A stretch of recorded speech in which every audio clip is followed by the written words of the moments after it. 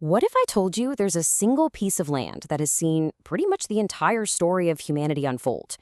A place that's so much more than just a spot on a map. It's like a living library of our shared past.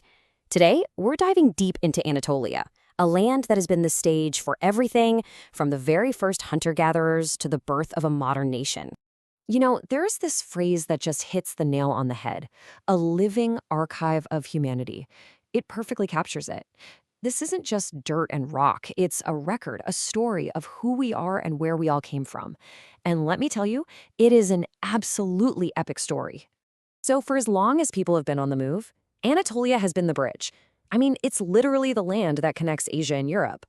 But honestly, it's more than that. It's been the ultimate meeting point for ideas, for cultures, for empires. The best way to think about it is like a layered mosaic. Each new group that arrived added their own unique piece, but they never completely wiped away what was there before. Okay, let's rewind the clock, and I mean way, way back. We're talking about a time so ancient it's almost impossible to wrap your head around. We're going to listen for the very first echoes of humans in this land. So who were these first people? Well, we found evidence of both Neanderthals and, of course, early Homo sapiens in caves, places like Karain and Yarımburgaz. Archaeologists have found the breadcrumbs of their lives. Simple stone tools, the charred remains of their fires, the bones of the animals they hunted. These weren't huge civilizations or anything. They were small, tight-knit groups of hunter-gatherers, constantly on the move, true masters of survival in a pretty wild and unforgiving world. What's just mind-blowing is the timescale we're talking about here. For tens of thousands of years, life was all about the hunt. Then, around 10,000 DC, something totally revolutionary happens. Göbekli Tepe. And just a few thousand years after that, boom, another huge leap forward with Çatalhöyük. This, right here, is the very dawn of organized human society as we know it. And these two sites, they represent two totally different kinds of revolutions. First, you've got Göbekli Tepe. Its giant carved T-shaped pillars suggest that people were coming together for complex rituals before they even figured out farming. That idea completely flips our old assumptions about civilization on their head. Then you have Çatalhöyük, which is one of the world's first real cities. People lived in these homes packed right up against each other. And get this, they entered through the roof. It shows this whole new level of social cooperation, all built around the very beginnings of agriculture. So, after those incredible first steps, the pace of change just explodes. We start to see these distinct, powerful kingdoms and cultures emerge, each carving out their own piece of the Anatolian landscape. First up, you have the Hittites, and these guys weren't just warriors. They were brilliant diplomats, incredible administrators. They gave the world some of its earliest written legal codes, and basically invented the idea of an international peace treaty, real pioneers of statecraft. Then came the Phrygians, and they brought a whole new vibe. A new level of artistry and culture to the region. Their legacy wasn't really about empire building, it was about beautiful, intricate art and a deep love for music that, they say echoed through the hills and valleys. And then there were the Lydians, who came up with something that would literally change the entire world. They invented coinage. I mean, think about it.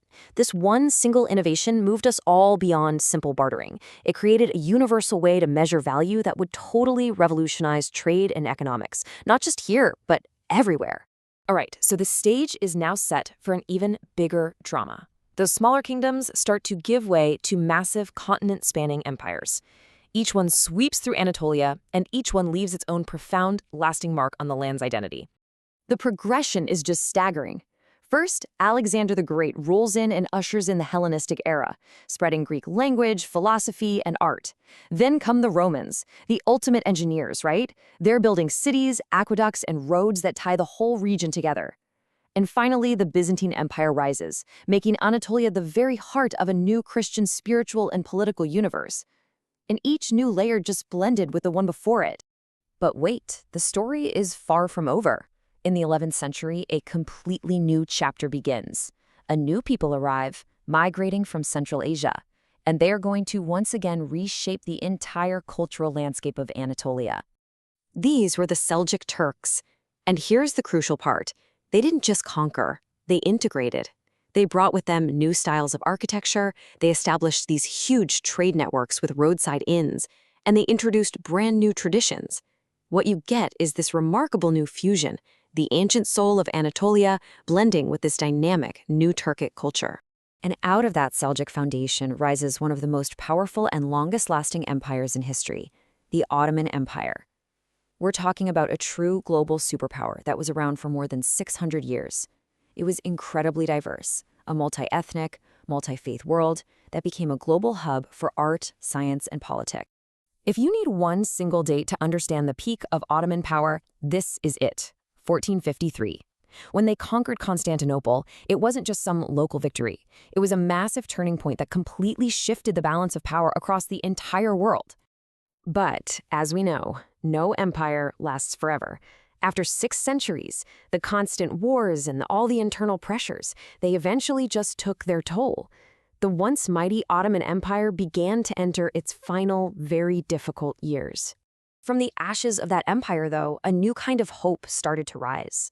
And this final chapter isn't really about conquest. It's about resilience. It's about forging a new, modern identity for the people of this ancient, enduring land. And a truly pivotal figure steps onto the world stage, Mustafa Kemal Ataturk. He was the one who rallied the people, who sparked a war of independence against foreign powers, and who ultimately led the nation to fight for its own future, on its own terms.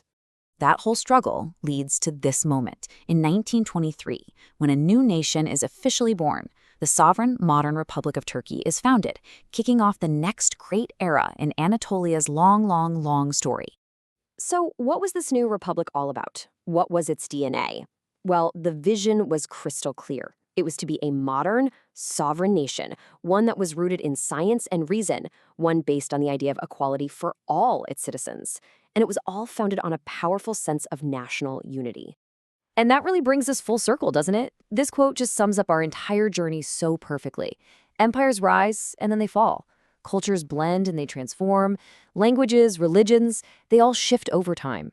But the land itself, Anatolia, it endures. It has remained the constant stage for this incredible human drama. So I'll just leave you with this question to chew on. After seeing this immense timeline, from Neanderthal caves to Hittite laws, from Roman roads all the way to a modern republic, what whispers from this incredibly deep past can we still hear today? Because the inventions, the ideas, the conflicts, and that constant blending of cultures, all that stuff that happened in Anatolia didn't just stay there. It rippled out and helped shape the world that you and I live in right now. Something to think about.